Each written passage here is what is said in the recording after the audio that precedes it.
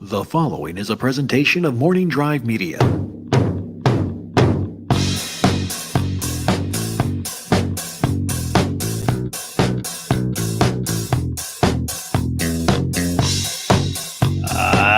Stop what you're doing. It's a Saturday afternoon, and we got nothing better to do. It's the afternoons with Josh, Ken, and eventually Amanda. A silly look at a serious world. It doesn't matter when you listen, Ken, as long as you're outside in an area that was evacuated but is back. It's always the afternoons. Look at that beautiful, beautiful look. Oh, guns out, sun's out, guns up, Macuga going on there.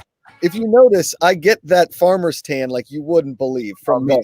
Like it is just it's vanilla ice cream straight to strawberry. There's no in between. It's a politics. I'm with you, man. What's that? So I'm with you too. Yeah. I think I still have a farmer's tan line from like 5 months ago. Greg still gives me crap for it. It's there. Hey, yeah, go ahead, Judge. Well, we can't all be like Mark Ellis and just wear no sleeves all of the time. Right. Yeah, you can't do that. You can't do that. And at what point do we as friends tell Mark it's time to stop posting gym videos? At what point as friends?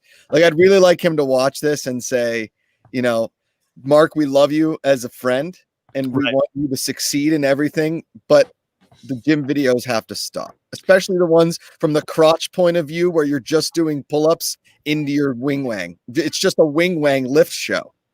He had the 25-pound weight strapped around his belt, which was very impressive. I'm like him too.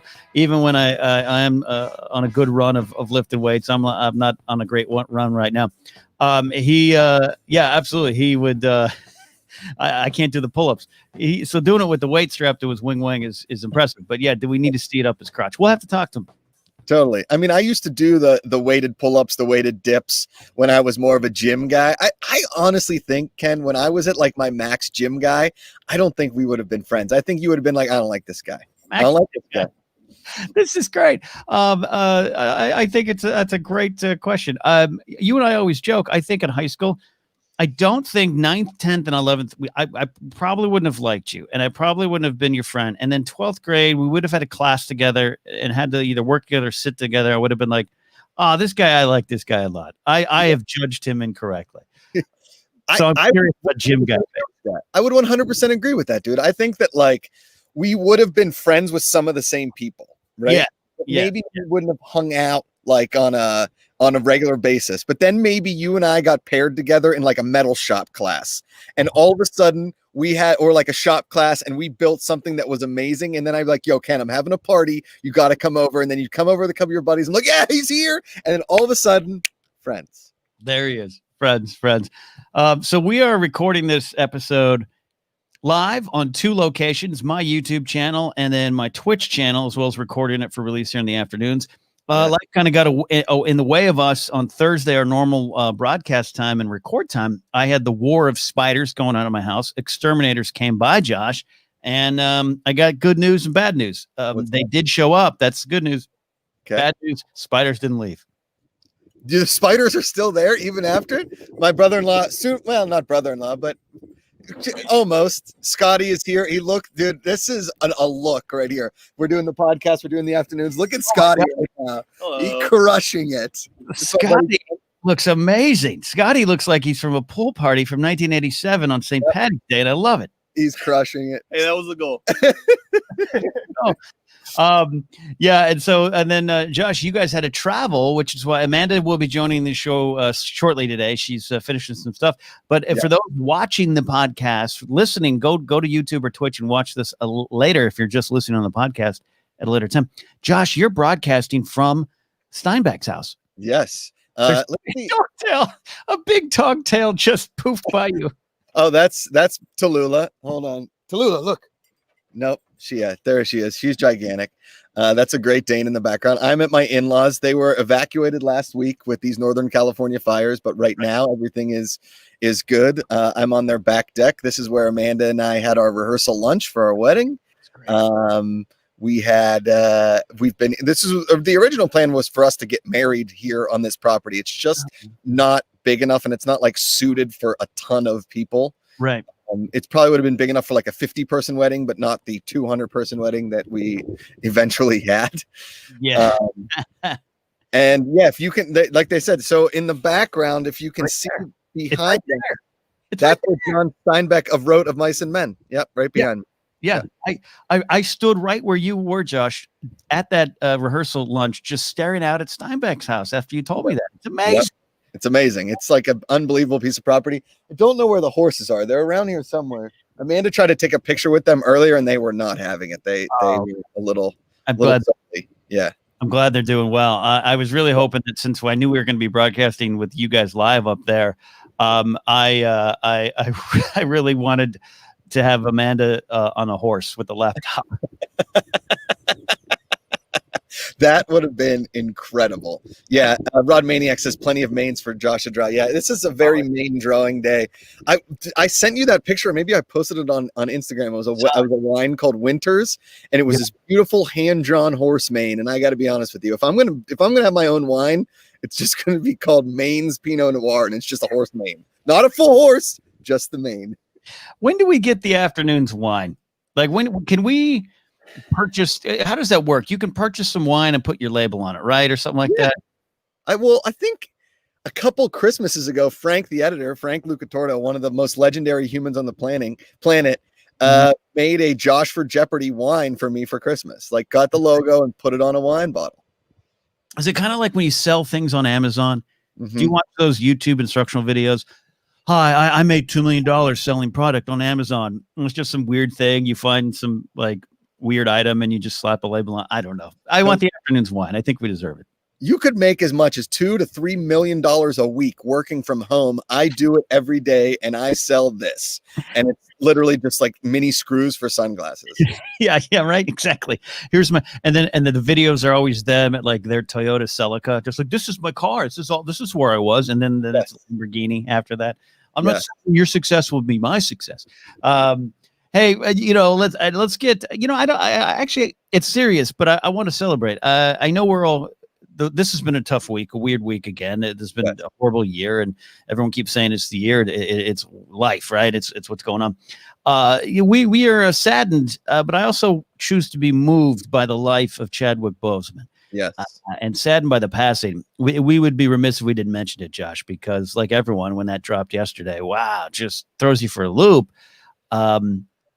Horrible, tragic, but also what a life. And I choose to celebrate as well as mourn.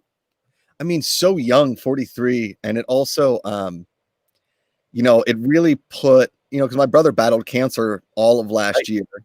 And when it takes a person that young, and it basically would have been pretty much the same age as my brother's going to be 41. And my brother had the same cancer, colon rectal. The fact that Chadwick Boseman kept it to himself, none of us even knew about it, that he did Black Panther, while going through cancer treatments, that he did all of the things that we know him for. Listen, Black Panther isn't even my favorite movie of his, although it is an amazing movie. If you've ever seen the movie Marshall, when he plays Thurgood Marshall, it is an awesome, awesome movie. And also Get Down, when he is James Brown, like, he's played some unbelievably iconic characters. Jackie Robinson, Thurgood Marshall, James Brown. What? Yeah. And then he goes and plays Black Panther, which is, what most people know him for, because it was such a giant success. Yeah. And let's be honest, you playing that role as like a totally vulnerable, but also badass. Like, when he came on screen in Captain America: Civil War, you were like, that dude. That. A great moment. I saw people sharing that. There's some stuff going around of theater reacting. Yeah, look, again, it's sad. I want to make that clear, and we give it all to have a person, not an actor, but a person like him in this world, because we need that. But he certainly was called. He certainly was called to be where he needed to be at the right time. Great thing going around. I remember seeing it a couple years ago, but it's going around of AFI when they honored Denzel Washington. Now, Denzel Washington had paid for some tuitions for some kids, not kids, but like college age kids doing some schooling, some theater, summer theater stuff. Chadwick was one of those people that was a direct beneficiary of the tuitions that Washington paid. And just to go back to that moment, and just you kind of realize there's a sequence of events as tragic as this is, I think Chadwick Boseman was where he needed to be for his life, and to power through with that. And again, Josh, what Ben went through, your brother, and the fight that was to carry that on his shoulders and just be like, I am going forward with what I feel I am called to do. It moves me, and I know it's heartbreaking for everybody, but we wanted to talk about that. Yeah. I mean, it's, I read Alex Trebek's book, and it's really good, obviously. And he was talking a lot about how he didn't realize how much, I mean, obviously the disease would wear him down and all that kind of stuff, but how much he took on this inspiration role. Mm-hmm. And, as people who, reached out to him and said, you've been an inspiration. Your fight with this is helping me get through something. And he's like, I didn't think I could take that on. And it has honestly been hard for me to see all of these things that I'm an inspiration to people. Emotionally, that's taking a lot of toll on me. And maybe that's why Chadwick Boseman didn't come out. He didn't want people looking at him differently. I know for a lot of people that go through cancer, they don't want people like, how are you feeling? How are you feeling? Like all of the time, because it's exhausting. It's 30 times worse than when you were that kid in 4th grade and you broke your arm and everybody's like, how'd you get the cast? Why'd you get the cast? All the time. It's everybody always asking you how you're feeling. And that when he was coming out with Black Panther or any of those movies, people have been like, how are you feeling? How are your treatments going? Instead of asking him about the movie and focusing on the movie and the importance of the movie. I don't know if that was his goal or if that's what he wanted, but that's in turn what he did. Mm-hmm. And it's hard to say what is a better way of doing it, but you got to be honest. When I found out yesterday, I was absolutely shocked, absolutely stunned. All of that.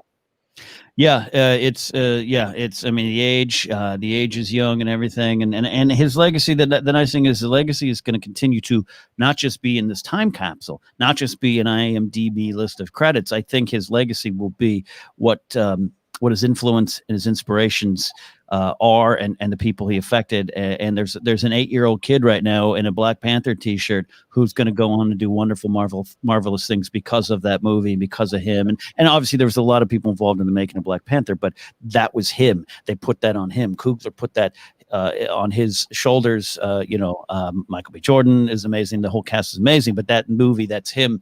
And I that's what I think. I'll take some encouragement from that, Josh. His legacy is only going to continue to grow once we find out years from now what his effect was. I mean, one of the things, there's this video going around of people talking to, it's on Fallon. It was on an episode of Fallon on Black Panther. Did you watch that? And it's, them being like, hey, thank you for doing this. And then he pops out and surprises them and everybody freaks out, right? I love those videos. They make me so happy. But one of the cool things that Chadwick Boseman did say in one of those is like, it's not a Black superhero. It is representation. I am a Black superhero, but he's like, little white kids want to be Black Panther now too. He crossed kind of racial boundaries with the whole thing. And he made that, like he said, it wasn't just a Black superhero. It was an American superhero that is just so happens to be Black. Like it was the kind of thing that transcended boundaries, and he pulled it off flawlessly. And it just goes to show you that so many closed-minded people who never thought that a Black person should be a superhero or that kind of thing, just old people stuck in their ways, racist idiots, goes to show you how powerful representation and all of that can be in one huge movie. Really, really and truly, just awesome. Yeah, no, I 100% hear what you're saying. Billy D. Williams posted something similar. His influence was again, it's going to be felt, but it was far and wide, and it affected people in different ways. And I think that's the important thing to remember. And again, I don't know what people out there listening or watching believe in terms of fate, destiny, God, and where you need to be. All of it. I'd give up all of that to have someone like him still around because it's tragic. But I don't think it's a coincidence that he played all those very important historical characters who went through Jackie Robinson, James Brown, Thurgood Marshall, but also, this Black Panther might as well be historical, right? Yes. It's like, you can't convince me that Luke Skywalker is not a real person at this point in my life. Right. And that it's all the same, but I don't think it's a coincidence. I really don't believe in my heart there's a coincidence that when you look back at his short body of work, those are the things he'll be remembered for in terms of roles. And then he'll be remembered beyond that for who he was as a person. Chadwick But Josh, we would be remiss if we didn't talk about it here on the afternoon. You're right. And I don't know. There's just like there's so many people going around posting videos and cool things, and it just he was effortless in everything he did. There wasn't one thing where you're like, who's probably a dick. Like when you watch a suit like an actor, you're like, that guy's just a jerk, and it when you see it. No, I don't guarantee you there wasn't one person that was like, who's a dick? Chadwick Boseman. No way. The guy was just awesome in everything he did. Yeah. Everything. It's like when you watch the afternoons and you're like, that guy in the pink shirt, don't want to know him. Nope. I'm don't out. want to know him. The guy with this absurd background. No, I'm not his friend. Look at those sunglasses. Yeah. So great stuff. Thank you in the chat for adding some good points to that. There's Sarah Risley's here. She says to Josh's point earlier, I'm glad he was able to keep it secret and have the choice of whether or not he had to speak, represent his illness. There's so many people don't get that option. Again, talking about that choice there and just, to maybe not distract. I don't know if there's a right or wrong way for him to have handled it. He handled the way he wanted to handle it. And that was what was powerful. But I think I always look at the whys and what's present there. And I think for him just to be like, I have a mission. That video you're talking about on the Fallon thing, it's like he wasn't just an actor playing a role. He knew what was the bigger picture was, and to just be like, I'm going out on my shield to do this. It's inspiring as almost as much as it is sad, and it's really sad. So yes, yeah. Thoughts with his friends and family too, but also the legions of fans that he influenced there. So. Yeah. I think it's been a while since I've revisited 42, and I'm such a baseball fan. And this past week was the anniversary of Jackie Robinson's first game on April 15th, 1947. Jackie Robinson actually technically rebroke the color barrier in baseball. Totally. And Chadwick Boseman brought life to that story too. So I think I might revisit that one there as well. Yeah, it's I think. Despite the goofiness of Harrison Ford's Branch Rickey in that movie, it's his performance is what really is at the heart of that movie, as it should be. I mean, it's about Jackie Robinson. Yep. I've never. It is hard to watch those movies because I've just never been the person like just because they're black they can't do baseball. I'm not going to do it. I almost get like so angry about it. And I'm just like, would you people just shut up and let the man play baseball? It's baseball for Christ's sake. Like I hear these stories about Hank Aaron chasing Babe Ruth's record and how many people used to harass him and call and like, you can't beat the Babe's record, black man. Yeah, try to murder him. Yeah, no, it's great. No, Ken Burns' baseball documentary, man. I think it's such a beautiful thing, but that is the thread all the way through it. Ken Burns doesn't shy away from it. And documentaries are always going to leave out some small details or not fudge, but some things might be, there's some little facts that sometimes like, well, that didn't actually happen. Ken Burns is pretty good, even though he wants his narrative, but it's pretty powerful. And one of the saddest moments for me, but it does bring tears to my eyes, is John McGraw, the manager of the Giants in the early part of the century. 20th century, he passed away, and one of the things they found in John McGraw's, he passed away in like the 30s, manager in the 1900s and everything, all the way up to the 30s, and he found a note. They found a note in his belongings that was a list of all the Negro League players he wanted on his team, and it's just kind of like, but there was no rule. That was the thing. There was no written rule. It was an unwritten rule. You cannot do this. And baseball held that unwritten rule, which is a good conversation about baseball's unwritten rules. It's so yes. Yeah. And that John McGraw story just makes me so sad. So, at the same time, I love celebrating the history of that league. And that's what that documentary talks about too. Not to turn the conversation to that, but just like it was horrible. But in that, you get so many wonderful stories and players and personalities. And I think you can be angry and mourn one side and also be inspired and celebrate the other side at the same time. And that's kind of what we're talking about with Chadwick Boseman. Chadwick Boseman too. So, yeah. There is Pittsburgh was famous for, we had a team called the Homestead Grays, right? Famous. And the Crawfords too. And the Crawfords too. And there were some very, very famous Negro League players that came through there. I even hate saying that word of what they called it, even though that's what it was called. But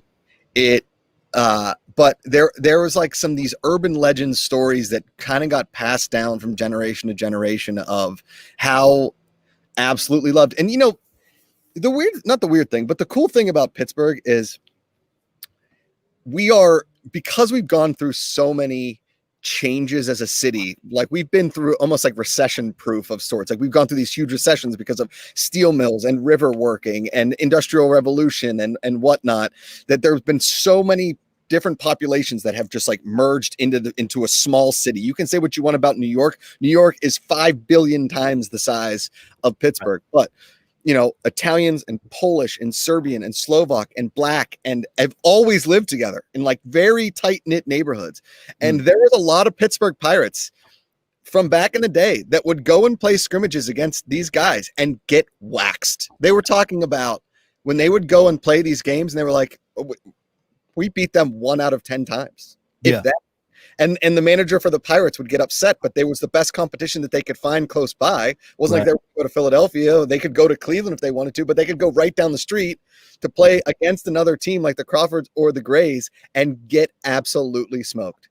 There's some crazy story that in a scrimmage, Josh Gibson pitched like 13 innings and struck out like 29 of 35 batters or something like that. Oh, really? Gibson? I mean, Gibson was an amazing legendary. I grew up knowing about the legend of Josh Gibson just as much as the legend of Babe Ruth. I love that stuff. Yeah. Pittsburgh. Yeah, one of my favorite baseball players is Buck O'Neil, who is since passed away. He's got that great story about Bo Jackson in the Ken Burns documentary about the sound of the bat. That I've heard that sound 3 times in my life: Babe Ruth, Josh Gibson, and Bo Jackson. And he said because the documentary was made in the early 90s. Anyways, not to change the conversation, but also to just say, hey, thinking about the Busman family and everyone there. We're going on here on the afternoons on the road. This is I love this for those listening. I urge you to go watch this later on YouTube because Josh, you look like the picture of comfort. You just look you are sunny. You are comfortable. You look at that stretch. You got a big league shirt on. Yep. No, it's this place is pretty magical. It's pretty relaxing. I mean, Amanda and I have talked many times about moving up here. Eventually, I don't know, in retirement, or if lucky enough I get to early retire somehow, or I don't know, figure out some way to work from home, from the comfort of my home, to make $2 to $3 million a day just selling widgets. And what are widgets? Nobody knows. Yeah, no, I went up. I can sense that Cherry Danish near you. I can, it's still about 45 minutes from where you are right now, but I see it. Cherry Danish wafting up over there. Thanks to Cheer Pickled Pete. We are double streaming today. This is Sarah Risley has a great point. Is this Josh and Amanda's Big Bear? It is, because it's Carmel by the sea. Yeah. So if you look, you can't really tell, but if you look over this shoulder where those mountains are, that's where the ocean is. If you look over these mountains, that's like Steinbeck country, like a little over. We're in the hills of Salinas, and then you can hear from their house on race days because the Laguna Seca racetrack is right here. Horses or cars? No, cars or motorcycles, depending, but usually cars. So they race like, people will bring up souped up Porsches or Ferraris or those like old race cars kind of a thing. And you can hear them. It's faint today, but you can hear them revving up, and they have like a big race up here every year. I believe it was canceled this year, but it's like, but it's distant. It's like if you lived off the 101, but like about 8 blocks from the 101, you could still hear it. Yeah. Well, it's like driving past the Santa Maria Speedway in my hometown off the 101 there too, and you on the funny car night. Yes. Star Drew checking in, saying, "Hey, Ken and Macuga, Amanda will be joining us shortly." Gaming Everything is checking in on YouTube. Josh says, "Hey, Ken and Josh, big fan from India." Boom. International flavor in our waters here. I'm just disappointed, Josh. I love the good sounds of a racetrack, but I'm disappointed it wasn't the sounds of horses pretending to be motorcycles.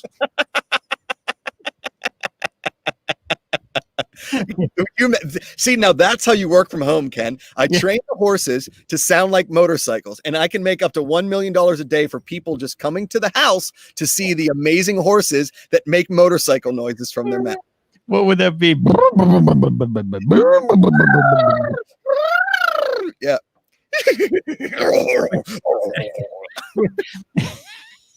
we'll, we'll ask Amanda. We think we're funny.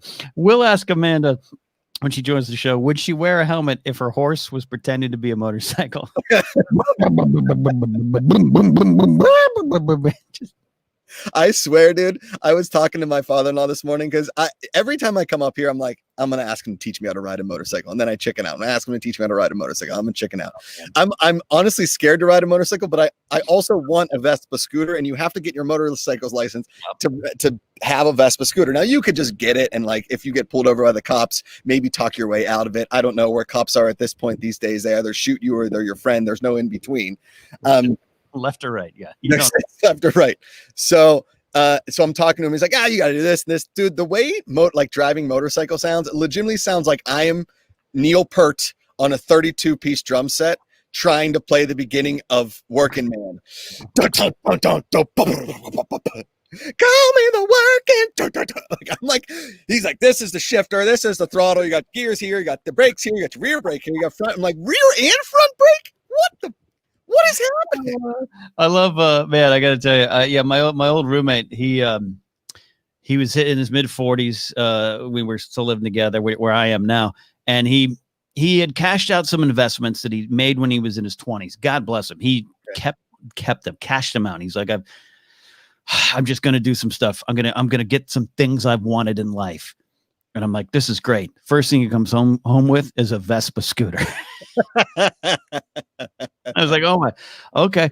But he had to go through the lessons. And it was good. And there was a second where I was like, I see the convenience and I see the simple wind blowing in your helmet vibe of the Vespa. Yeah. Then he got hit by a car. Oh yeah.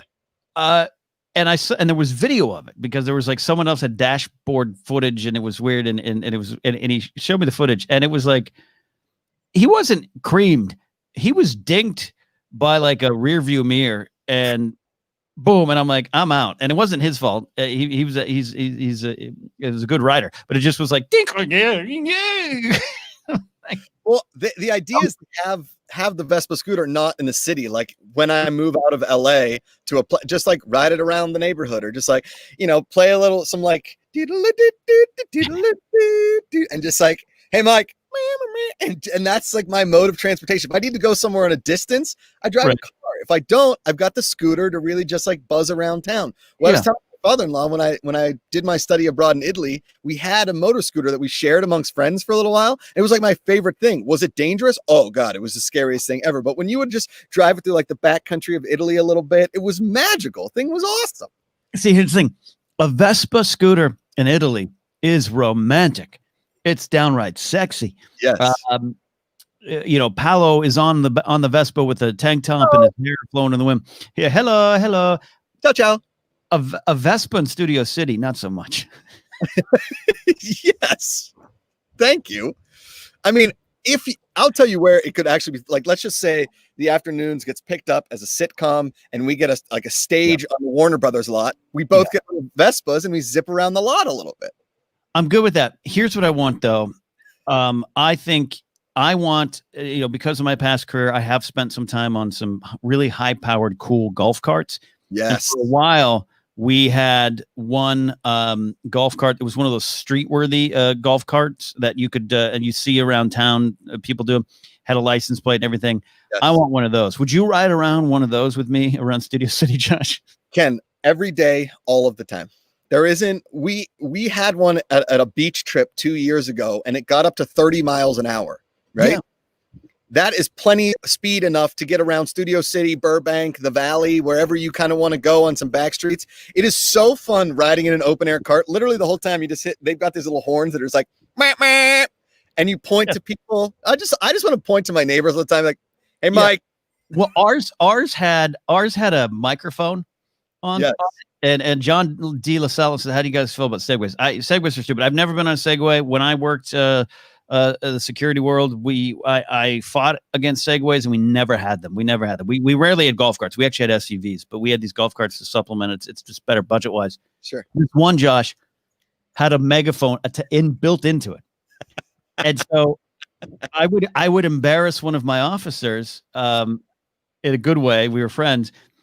We would ride in it, and she would drive, and I'd go, "Hey, can you go out to? I just want to check something on the sidewalk on the edge of the mall property. I just want to go check something." It would be like 8:30 in the morning, and there'd be like a line of cars down Tampa Avenue going to work and everything. Yeah. And I go, "Yeah, I just want to check." Then I grab the thing that'd be like, "Hello, world. Hello, everybody. Good morning. Good morning." And she'd be like, "Stop, stop, stop, stop." And I'd be like, "Hello, how are you? How are you? Good day. Have a good day at work." I think you and I could do that. Yes, I think that maybe that's like a YouTube channel. It's just called like the Positivity Cart, and we drive it everywhere with a megaphone, and we're just like, "Good morning, how are you today? Good afternoon, great to see you. How was Target?" And we're just two old guys driving a cart around the valley saying hello to everybody. And it's like, "Hey, yo, have you guys seen Ken and Josh? They're literally on a golf cart talking to everybody on a megaphone, and they're very nice." The Positivity Cart. Yes. The genius idea. It's a genius idea as a show, as just a way to live life. I think you and I can make this happen. I'm writing this in a text to you right now, so we don't. No, I'll hold up the phone and show those watching when we get it, because I think that is, I think that's a great idea. And we could do it in any city we wanted to. We could look at that. I just got the alert. Positivity Cart from Josh. It's just got the text. Yeah, it could be a tour. Like if we get an RV and you get one of those trailers and you put the cart on the RV, and then you go from city to city. And when you get to the city,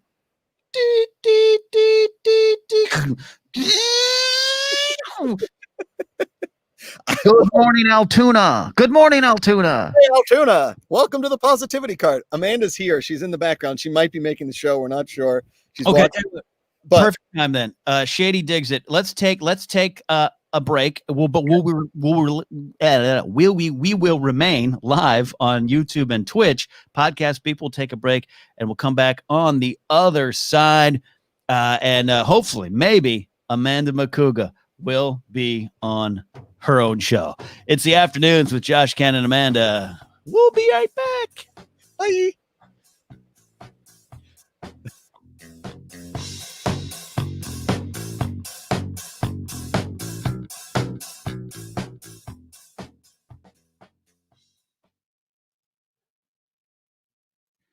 All right, everybody, if you're watching, Josh is trying to settle in here. Don't go away if you're watching.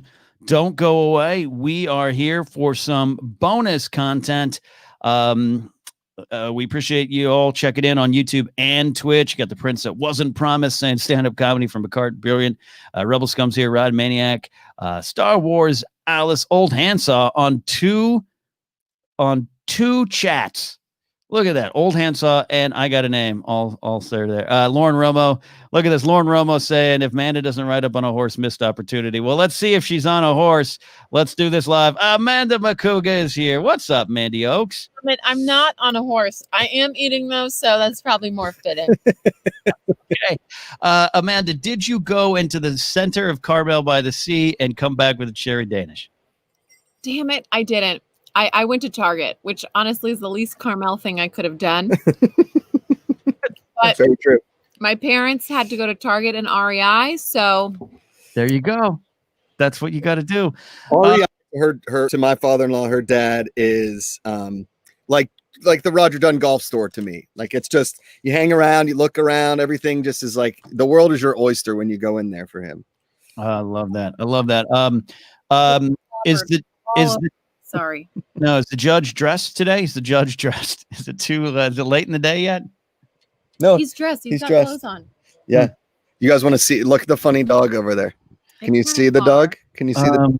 We just see a lot of deck furniture. Tons of deck furniture. There's so much deck furniture. I mean, literally the firefighters, because my parents are in. It's a giant flammable mess. They're out like, here. Your parents' home is screwed. I mean, honestly, there's so much flammable furniture outside. Yeah. If the fire gets close enough, it's all burning down. Yeah. So, Amanda, before we go back to recording, and we got people live in YouTube and Twitch land, you probably missed it earlier because I doubt you were watching live on YouTube while you were at Target.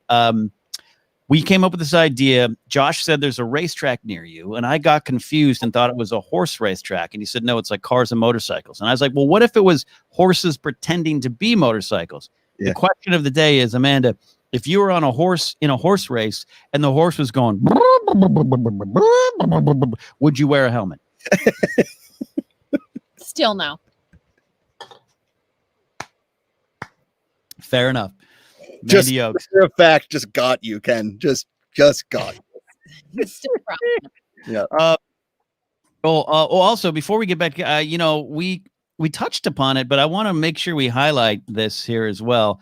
Of course, I can't get my links to work at all real fast. We do have a new TeePublic t-shirt up on teepublic.com/user/Ken Napzok. Eventually, we'll have an afternoons only one. Don't you worry. But right now it all flows into my bucket. We have got, designed by our friend Old Handsaw, we do have the Mandy Oaks PI shirt. Yep. I don't mention it, but this is a cool thing, Amanda. You are now in shirt form. What do you think about that? It is beautiful. And honestly, I know I'm biased, but it is by far my favorite afternoons shirt design. Shocker. It could not be more me though. It's like my silhouette. And then also I'm riding freely on a horse with no helmet. And I am fighting crime. I mean, it looks like Charlie's Angels on horseback. That is a really good before and after. Holy cow. Wow. It's It's great. It's so you know what Angels on horseback are? It's bacon wrapped scallops. okay. Okay.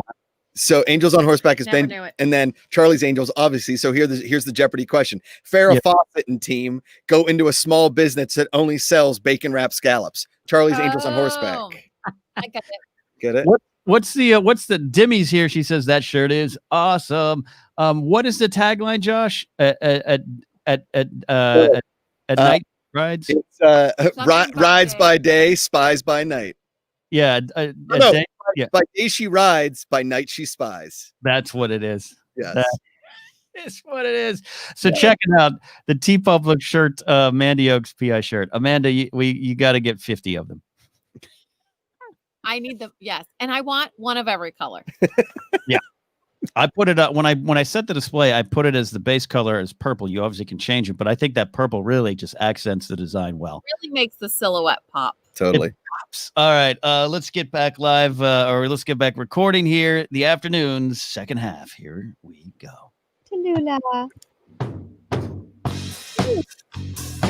In the background, you hear the sound of Mandy Oaks returning to the show and talking to the dogs. It's the afternoons with Josh, Ken, and Amanda. A silly look at a serious world. It doesn't matter when you listen, Ken, as long as you have a giant dog lounging like she's an Instagram model on the Italian Riviera. It's always the afternoon. Look who's back, everybody. It's Mandy. Yeah. I made it. Honestly, Mandy Oaks is here. it's not that I chose Target over the podcast. I just Target called me and I had to take the call, you know, like I had to. Wait a minute. Target rang you up. Miss Mandy Oaks, we have the throw pillows you're looking for. Hello, this is Actually, German Target. I didn't buy, you'd be so proud of me. I didn't buy anything. That's a lie. Oh. Wow. Okay. I bought Mm. some food, snacks and stuff. Okay. I mean, hello, what else is new? Anywhere I go, I buy snacks. Okay. But that was pretty much it. I didn't That's a really pretty buy good. anything That's a pretty else. good Target run. Now in Germany, when you go to Target, Ken, so Yeah. when you go to Germany Oh, and God. Target, you are required to buy one thing for everybody in your family because it's it's very even in Germany. So you Yeah. can't buy just like one thing for your mother or your father. You have to buy it for your sister and your brother as well. That's good. What snacks were purchased? Because here's what, if I was at Target right now, I would be buying granola bars, dips. Those are my. Oh, I've been known to eat a six-pack box of dips in 1 hour. damn! I've never even heard of that. this. Yes. Granola bars dipped in chocolate. No. It's What? nature's candy bar. It's nature. Ow, damn it, these chairs. Okay, I got some yogurt. I got more snacks. I got some those Jalapeno cold chips. sliced apples, which are favorite Oh, lately. yeah. They're like already pre-sliced. Oh my god, they're the best. Because Oh, yeah. God forbid I have to slice my own apple. Please. No. What are we in steerage class? No. Yeah. I got Ooh, some jalapeno chips, because obviously they're the best. The Yeah. kettle chips The brand. kettle, yeah. Oh, they're The so Lay's ones or whatever the big name brand one are okay. They're pretty good. But the kettle jalapeno chips. Yeah. If you're not eating So kettle chips or Pringles, I don't think there's like a middle ground. Like I don't want some basic Lay's. It almost feels like a waste of my chewing. If Yeah. listen, my mom just bought basic Lay's, so be careful. but kettle chips, it's kettle chips or Pringles. There's no in between for me. I'm looking for a unique and a worthwhile chip experience, and just normal chip, they don't do it for me. They really don't. This is why, Josh, this is how you and I would have been friends in high school. Yes.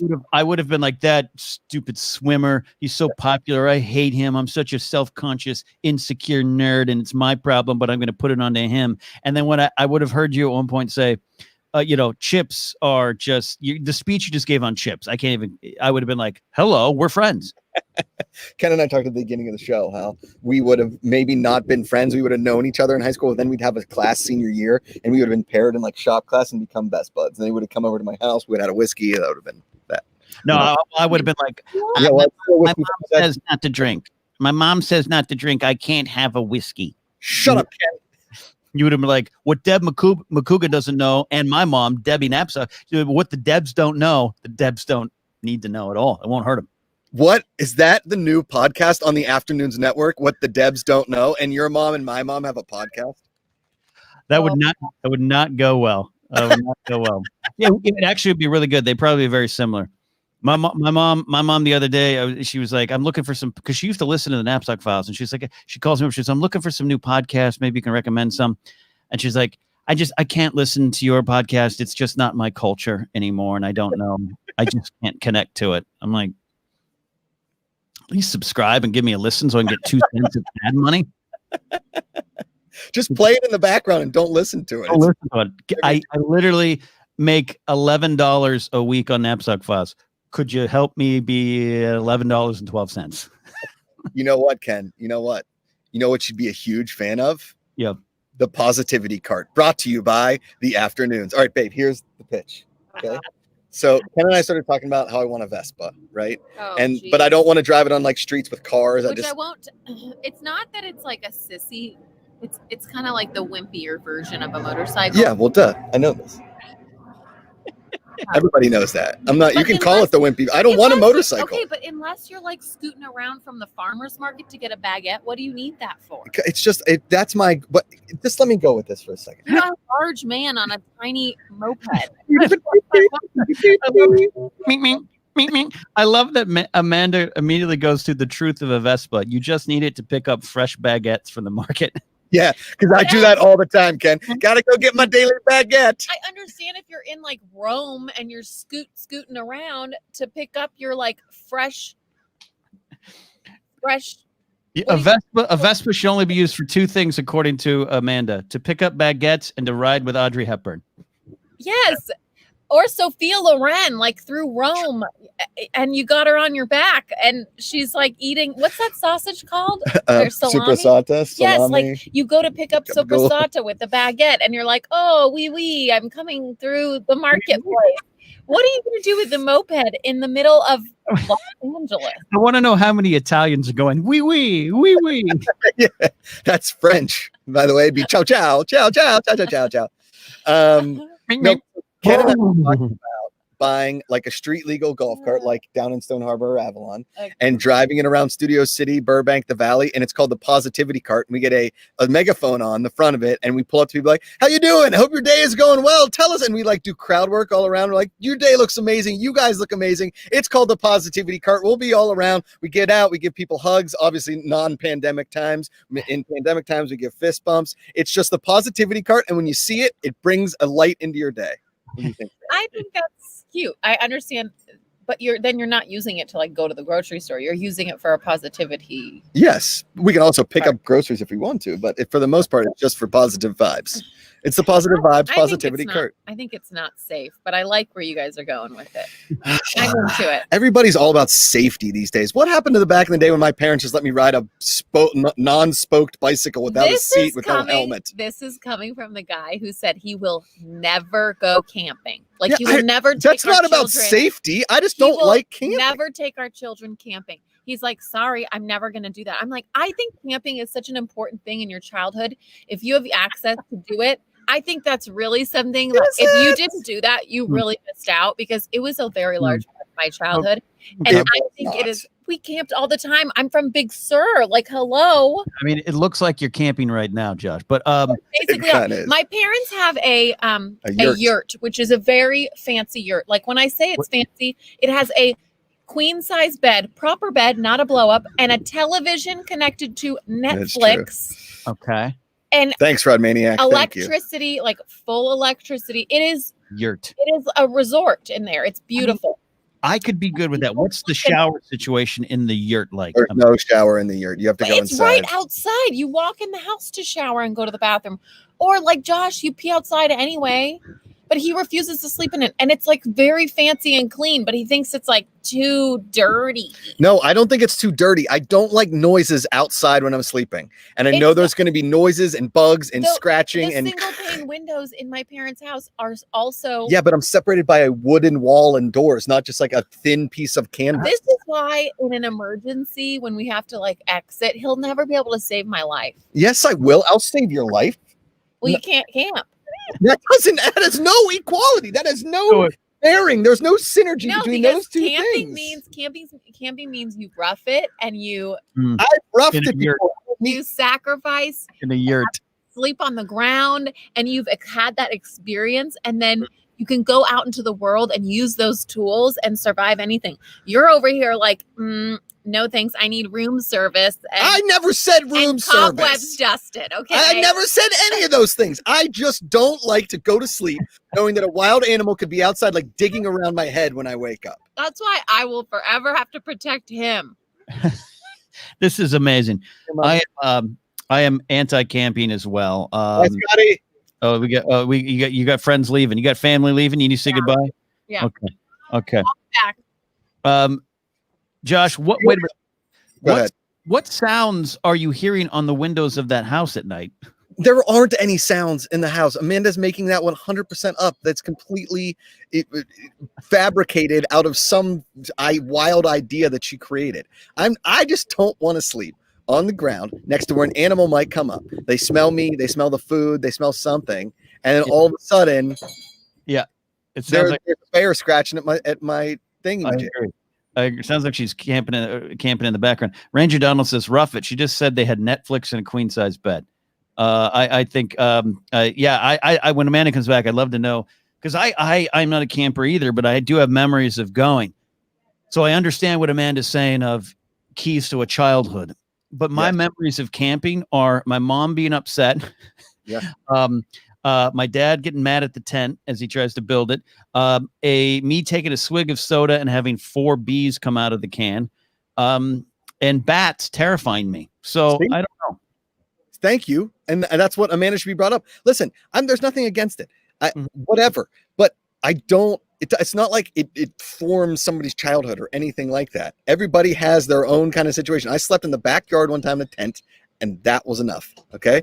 Yeah. Look, there was a herd of cows outside this guy's thing. Rebel Scum says, Rebel Scum 1138, good THX reference, woke up camping with herd of cows outside my tent. Can you just imagine that, Josh? Or rising up in the morning, I'm going to go drain the lizard. Yeah. Okay. My parents didn't take us camping because I think the one time we went camping, all we did was complain. My dad accidentally lit part of the tent on fire. We couldn't get the camp started. We couldn't really eat much. My mom and dad kept yelling, and we left the next day. Yeah. See, that's my memories of camping too. Star Wars Alice says, you don't build a tent, Ken, you put it up. Case point 1 of why I shouldn't be camping. Thank you. Yes. I mean, if I don't have one of those tents where I can throw it and it just like appears, Yeah. Harry Potter, I don't want your life. Though I don't want you, though I have really improved my skills as a cook, and I've cooked some great stuff around the house here. The other day I tried to cook some pasta, and I opened up the bag, and the bag had a lot of air in it. So I opened up the top, and it popped, and the bottom exploded, and all my pasta went all over the kitchen. That man shouldn't be putting up a tent. Thank you. Like, listen, I think it looks cool. Would I like to hike into the middle of the woods and find a watering hole to jump off a cliff? Sure. My father just showed me these amazing pictures of it. Once I've seen it and I swim all day, would I like to walk back to my car and then go home? Yeah. I'm The outdoors don't need to be enjoyed to sleep out there. I can enjoy the outdoors all day long. When it comes to night, I go home and I sleep in a bed surrounded by walls. There you go. Ranger Donald says camping is just woods drinking spelled differently. So Amanda, while you were making a Mai Tai or whatever's going on over there. This podcast is featuring my family today, so I apologize. It's beautiful. I would love the judge to come on. I'd love your mom to come on and probably say something. He's a state employee. Oh, What? That's not why he can't come on. I don't Just- think he just doesn't like us. No, he can come. He wouldn't want to come on. Oh, but yeah, he probably could, that he too. could say like, "Hey guys, it's not like he needs to hide his face or blur his face." Yeah. Okay. Okay, but hear me out. What if he was to come on and render judgment on our disputes? That's a genius idea. Stop yelling. That's a genius idea. Stop. What if he was to come on and be like, Vespas, I judge in your favor, Josh. I Yeah. think He would say that. He actually See. said that thing in the car. Yeah. When he that's great. Amanda's trying to like blast the Vespa idea because it's like not the cool. It's cool. That's not true. I don't want him on a motorcycle either. Okay. What about a sidecar, a motorcycle with a sidecar? That would what be really cute. If we had a dog, he could put a little dog in the sidecar. Oh my god. Oh, Wait, this is the best quote. By the way, I was Yeah. in the car with my mom, and she was talking politics because she starts getting all. And she said, I just want a president who has a dog. And I was like, what? And she's like, look, Trump doesn't have a dog. And I'm telling you, I don't trust people who don't have dogs. If you have a dog, that means you have to have a relationship with a dog, which means you have that connection. Yeah. And she's like, I just think that people with dogs are good people. And so that's all I ask for. I don't care who the hell's in the White House, just as long as he's got a dog. I'm like, I kind of like that. I understand. I understand. I'm there with that. Amanda, John Pierce says Vespa with a sidecar. I got to ask you this. Memories of camping, some positive childhood memories of camping to back your case that camping is a good thing. Okay. Well, I've got so many memories, and not just from my childhood through one, I can tell you. So my dad, just the two of us, went on a motorcycle camping trip where I rode on the back of his motorcycle and he had a tour bike. And we went from here, Northern California, Carmel area, up to Tahoe and back. We've done this a few times. So one time we went through Texas. Okay. I like that. Time we set up camp with no tent, just outside. And I will tell you, I was so scared. And same as Josh, I was like, you mean we're not getting a tent? Bugs can just crawl in my sleeping bag and little things can crawl over me? No. And I was totally scared, but it was just my dad and I. And so I had no choice but to sleep outside. And I'll tell you what, yes, there were sounds and little branches creaking, but I woke up the next morning having slept great. So clearly I fell asleep and wasn't bothered by any of the sounds. Right. But you wake up and you're like, whoa, I just slept outside, and you're alive and you're fine. And nothing came in your sleeping bag and bit you or ate you. we don't know that. It could possibly happen. I could get bit by a I'm spider. still alive now. You so are. Clearly it was fine. You are. But we did that But a few but times. you may We have- stopped along the way and camped. And my dad's he's like, I don't need a friggin' tent. It's summer and it's beautiful out. We're just going to sleep in a sleeping bag. And if you're scared, zip yourself into the sleeping bag. So, of course, that's what I did for a while. But when you look up at night and you just see This is one the giant stars, story of contradictions. you just see the stars. It's so beautiful. And you're like, wow, why don't I do this more? No, I just think there's something about camping as a child that teaches you really valuable lessons. And if you haven't done it, I think you're missing out. I just do. I don't even like camping. I don't want to camp now either. But I still have this respect for it because I think it really teaches valuable lessons. How to your fear of bugs and things like that. Also, teaches you how beautiful our planet is. I mean, I learned that from a postcard, but well, you don't need amusement parks to entertain yourself with beautiful creeks. This and coming from the waterfalls. girl who one day said that I'm going to surprise you and take you to Six Flags, and then got a major concussion. That's why we should have gone camping instead. I would have been better with camping. I think Amanda's made some great points. I think the lesson camping taught me was that Hilton lobbies have the best fruity water. Yes. I think worse. Guys, come on. Everyone on this comment thing is just hating on camping. There's got to be one person that thinks camping is valuable and a good experience. Ranger Donald said camping is just woods drinking spelled differently. I agree with Ranger you love Donald. Drinking and you love the woods. So you don't like I was going to say I don't. Here's the thing with me with camping is I understand the draw to it. I understand the draw of nature, all that kind of stuff. But also I also don't want to get killed by a mass murderer that's hiding in the woods. It's been hiding in there for years, waiting for a nice young couple and their children to come into the woods. And then all of a sudden, good eye. Welcome to Australia.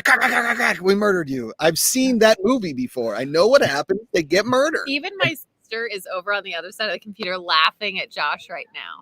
And that guy drives a Vespa. Here you go, Amanda. Shady says camping is a valuable and a good experience. Camping is valuable and a good experience. And even I'm not like Miss Camper. I'm not Miss Camping. I don't think anyone thought that. I'm not saying that you all have to go camping every weekend. I'm just saying I think it's a good experience. I think it teaches you how to be resourceful when you have very little. And so it is a valuable thing to do as a child, because I think it teaches kids to have an imagination and they don't have all their toys and all their crap out. They have to just like be one with nature. There you go. That's my ending argument. And that's sticking to it. I think you've got some fans. Zane, park and camping is connecting with the earth. Shady brings up a good point. It's creating stories to tell and smelling like mad campfire smoke for days. Though you can come to my fire pit and you can smell like campfire smoke for days as well. We got a lot of people. Look at that. Sal says, I boop and love camping and hiking especially. I feel like I'm rebooting myself when I do it. And I've seen Sal's beard. He looks like he has been camping. The Saul I know? That's Saul, yeah, Collider Live Saul. I think my dad kind of feels that way too. It's like his escape. It's sort of his like spiritual experience is camping, hiking, just being in nature and feeling, like you realize there that you are like the smallest little speck on the planet, and you're like, wow. Will McLean says camping is great. Ken and Josh couldn't be more wrong. It builds character. It builds character. It does. See, and maybe this is why Josh was kind of, a little sensitive, a little like sissy. Josh has no character is what you're saying. No, here's what I'll tell you what, Josh, you can back me up on this. Here's what builds character. Checking into a downtown Marriott and we only have cucumber in the fruity water and you have to overcome that. What is that? Or what are we, peasants in 16th century? This is why Josh could never camp, because the sound of that volume of his voice will literally just kill all of these sweet creatures living in the woods. They're like, whatever that octave is just not for the wilderness. But when your town car drops you off at the hotel too early and the room's not ready for check-in, you have to figure out what you need to do with your life right then and there. Unbelievable. You know what? You guys are just sissy helmet wearing hoteliers with your coconut water. Meanwhile, I'm going to go camping in the wilderness and I will come back and I will protect you both in an apocalypse, because you know what? I will have learned all of these skills fighting off bears and squirrels. I don't want to. Damn it! Oh, nothing like the punch I need. The same punch I throw at a squirrel is the same punch I throw at a bear. No, you don't throw punches. You talk to them nicely. Oh, right. Yeah, I'll tell you what. I don't know. I lost my train of thought. I'm missing hotels. Number one. I do want this reality show. I do want the Macugas go yurting and just you guys in a yurt. Is that what it's called? A yurt? Where can I get a yurt? Can I get one at Target? No, I think it's like a special yurt. Yurts Are Us or something. Okay. Yeah, Amanda. For Amanda's first joke on the show. Let's hear it for her. She won't go with any improv. She hates puns, but Yurts Are Us is coming in hot. I'm not trying to be funny. Rod Maniac says Mandy Oaks, PI, an animal negotiator. That's true. Right. It's true. That's true. right. Add it to her title. Add it to the resume, Ken. Yeah. Put up there. Bert's Yurts, says Garth. Yeah. What's a yurt? A yurt is like a giant canvas tent that has a very thick. And exterior. It's Exoskeleton. much thicker than a tent. It's made out of like thick canvas. Yeah. And it's more structured. More of a house than a. Hey, Google it. What's a yurt? Yeah, I'll definitely look. I mean, I'm thinking about getting a hammock for the backyard, but that'll invite too many spiders, so I think I'm going to pass and just stay on the couch. I think that'll be it. My favorite new movie. They're going to start doing. I believe the reboot's called Yurty Dancing. Stars Jennifer Grey inside of a yurt, just teaching sweaty dance classes. You know what's great though? When you do go camping in the yurt, you will have so much material for entertaining us. True. That you'll pass the time so quickly with your yurt jokes. No, nothing quite like the grunge band led by Yurt Cobain. Is that a pun or just a different? Is that the Scandinavian Nirvana? That's Nirvana cover band led by Yurt Cobain. The band only plays in tents, large, thick-skinned tents around the country. I love it. Yeah. Shout out to Daniel who says Amanda could totally handle herself better than these two podcasters. Thank you, Daniel. I would have to agree with you there. And also Star Wars Alice says I can do anything. Thank you. Look, I don't disagree with Daniel. I mean, I'd be the one cooking the food, I guess. You guys do have your strengths. You guys would definitely pull your weight, like I would survive. Josh would just be yelling. He'd use his voice to scare away any big scary creatures. You know how they say if you run into a bear, you're supposed to hide your picnic basket from them and be loud. Josh would be our bear defense. I think we just need to get a shirt that just says yurt shirt and a picture of just like a basic yurt on it. Now, Josh. I love that. Actually, we should. My mom is in the background saying yes, she loves the yurt shirt idea. Yeah. Your mom's just watching. Are they just waiting for you to wrap it up? Yeah. She's watching. Yeah. She's sitting over there under her boho umbrella, just basking in the sun. I just heard it. Fair Smoothana says, "Let's be real. Amanda is a badass." This is true. Aw, thanks, guys. She's on our positivity cart anytime, Ken. Yeah. Well, maybe that's how the positivity cart show ends. It's us. We go around cities spreading positivity from our cart with our bullhorn, and then we end up at a campsite and we try to survive a night. Correct. In a yurt. I think that would be good. We are almost out of here. I'm definitely surviving in a yurt. You two, I don't know. I would honestly be concerned, but I can't. You guys can't hold me back. We won't hold you back. Josh and I had to share a bed in a hotel room in Seattle and New York, and that was as close to the yurt life as I want.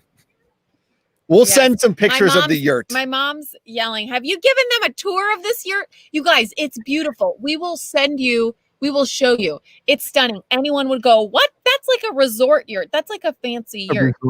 Maybe there's like noises outside at night. Maybe that's Russell's not going to stay in it. I'm not staying in it. Maybe Josh, that's some supplemental material on your YouTube channel of just doing a cell phone footage of a yurt tour.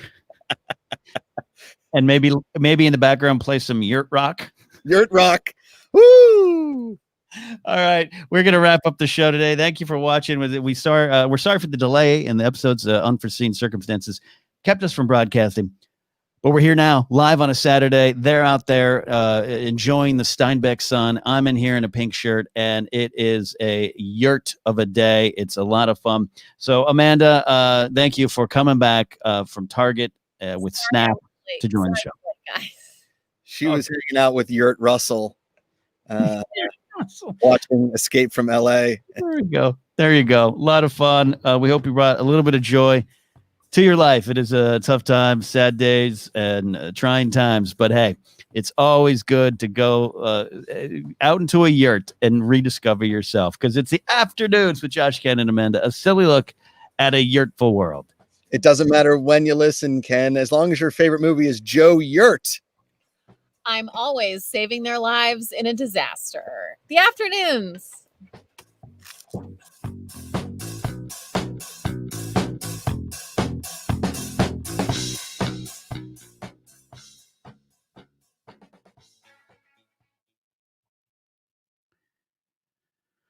All right, everybody, we are wrapping up the live show. Thank you so much for joining us and on two things. So we'll let Josh and Amanda go here. Josh, Amanda, any horse rides planned for the rest of the day? Babe, horse riding? No. We're probably just gonna chill out. Maybe have a Mike's Hard Lemonade. Ooh, living life large. I love that Not to idea. know it yet, but I'm gonna set up camp in the backyard and make him sleep in a tent tonight. Oh, here we go. Is your run camera, and as Fairs Muthana says, yurt. Let's do it. All right, everybody. Next Friday we're doing or next Saturday. Oh gosh, yeah. There'll be a commercial playing in the podcast version of this, but yes, September 5th, live from the Viper Room. You don't need to be there. We'll be there. You can get tickets at markellislive.net. It's pretty fun, Josh. I'm pretty excited about this. There may even be some yurt jokes, so everybody tune in. It's just going to be yurts. All yurts. We're gonna do the show live from a yurt inside the Viper Room. Oh, that's the best. All right, everybody. We'll see you. Goodbye, my friends. Goodbye.